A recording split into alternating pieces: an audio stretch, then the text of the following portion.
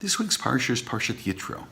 It's called after a man named Yitro, who's come to see how the Jewish people, and for that matter, how his family is doing.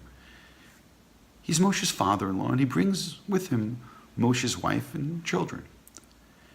Now, there's something about the background of this story which causes the rabbis to pose a question which perhaps we're not all that familiar with. The question that comes up is the story being told in the proper sequence? More often than not, as the Torah has unfolded from the beginning, we haven't really noticed that there has been even a possibility that things are not being told in their proper sequence.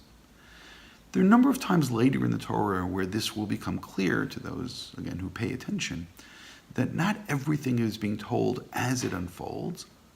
Some stories are told thematically because they connect to something else in that area. And that's the question that arises over here. Is the story of Yitro being told in its proper sequence, or perhaps not? One of the reasons to question this is that after his arrival, there's a celebration. Yitro is truly happy about what has happened to the Jews. He then observes how Moshe spends his entire day judging the people. Now the question is, if this takes place in our books, it's in chapter 18. The giving of the Torah is only spoken about in chapter 20.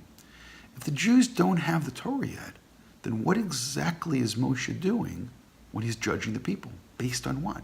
Based on what laws? That may be, as I said, the reason why it's questioned whether the story is being told in its proper sequence. But let's consider then the question which has to immediately then arise. Why is it being told specifically right now? So this question may have something to do with the section which we were told about immediately prior to this, and that was the war against Amalek. Amalek are known, as far as the Jewish people is concerned, as being those people whose very values are the opposite of what the Jewish values are. And it's said that there's an ongoing war and tension and fight between the Jewish people and Amalek. This may be the background. Lest someone think that as far as Jews are concerned, all non-Jews are the same and all non-Jews are out for our destruction. Immediately after telling the story of Amalek, it talks about another man, Yitro. And while Amalek, who apparently also hears about the Jews leaving Egypt, and that sets them off on a murderous rage, Yitro comes to celebrate. Yitro comes and he's really, truly happy. The rabbis in the Midrash tell us something interesting. It tells us that Paro had 3 advisors. One advisor, it says, was Yitro. The other advisor was Bilam. And the third advisor was Eov, or Job. And Paro turns to these 3 wise people and asks them, what should we do with our Jewish problem?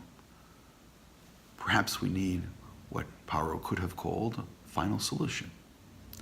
Bilam, the man who eventually will be hired to curse out the entire people, advocates to wipe out the entire people. Bala'am, swallow them up, swallow up a whole nation. Yitro argues that's unethical. You can't go killing people who you disagree with. And the third, Job, according to the Midrash, remains silent. He has nothing to say. Perhaps Job sees himself as being not wanting to take a side. He's neutral. The question is to be neutral in the face of genocide really moral? There were certain countries during World War II that chose neutrality. Was neutrality in the face of Nazism really something which is ethical and moral? Rabbi Soloveitchik explained this midrash and said that's the reason why Job ends up suffering and experiencing pain.